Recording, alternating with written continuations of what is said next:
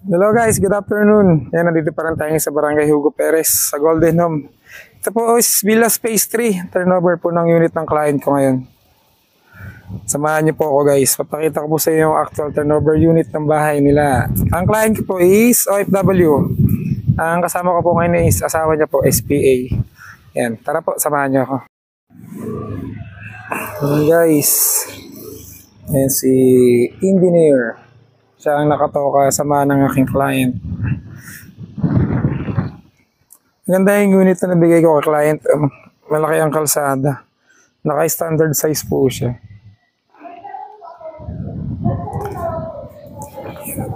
Ito po ang pinaka-space nila sa harap. Pwede ka magnegosyo.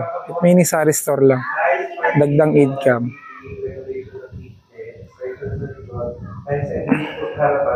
Ito po ang actual turnover unit. Na-cover type lang po tayo. Okay lang po kayo. Yung semento yung Apo, para privacy niyo po ng kayo. Pero tiglalahati lang po kayo, ma'am. Apa. Opo. Yung hari ko nila. Ito na po ang unit ni client. If ever magpapakabit niyo po kayo ng ngayon po, sa electricity. Mag-bibigila ka. Opo, magbibigay na. Ito po ang kanilang toilet and bath. Sa electricity po, Opo. Kailangan po kasi natin siya mapakabitan, lalo na po yung water para matest. Ito po ang kanilang service area. Testing ng water, ma'am. Yan.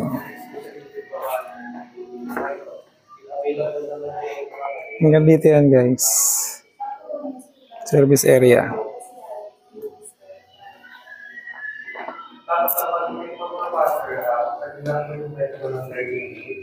Pwede po bubuksan yung gripo, lahat po ng gripo, para makita po natin kung may talis po. Kasi po dyan po ang linya nyo, dyan po sa flooring po dyan.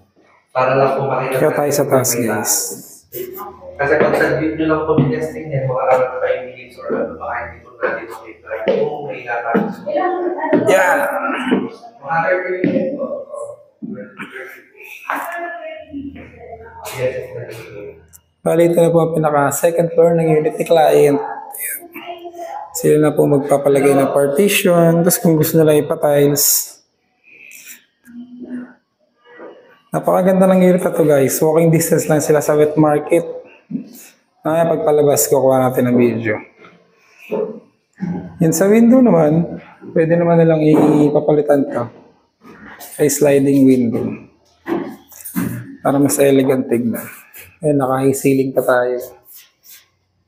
Sa po si Block 36 yung 150. Ganda nga eh. Pwede po ba magbulas nila? Yes po. Pwede po yan ma'am. Property na naman pwede. Basta mo mag-send lang po kayo, mag-forward ko kayo ng letter sa akin. Although pwede nyo naman din po siya ipagawa, pag-send ko sa susunod po. Okay po. Yung wala po bang yung pa na tinatawag ko? Wala naman ma'am, as long as ang hinihingi lang naman namin plan is the front and gate po sa extension po.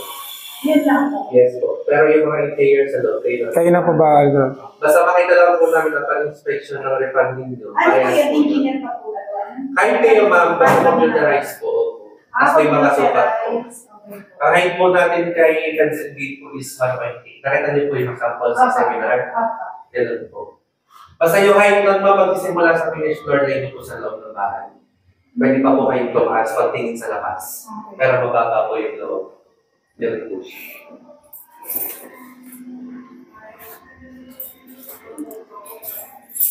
Paano pa po sir i-extend po? Iba din. Mag-building permit po tayo. Opo. Asikasuhin po siya. Yun po yung magpapadrawing na po kayo sa engineer arts. Tapos asikasuhin niyo po sa municipio ng 13. Medyo pricey lang ang lahat. Lalo na po yung pa-drawing. Maka 25,000 para po. Tapos 5 set po ng drawing. Ayun pala po yung may ano. Yes po. If ever naman ma'am, ayaw niyo na po ng ganyan bintana kasi ang problema talaga ng ganito is pag tumatagal, mahirap ang mahirap. Kung gusto niyo po, pwede naman po siya ipa-sliding. Basta ang condition lang po namin pag ipa-sliding. Paano po yung laki niyan, yun lang. Yun lang din. Oo, hindi lang po lang. Yes po. Ganito lang po talaga. Oo. Pero gagawin na po yung tayo pa ito. Basta ganito lang po yung. Oo.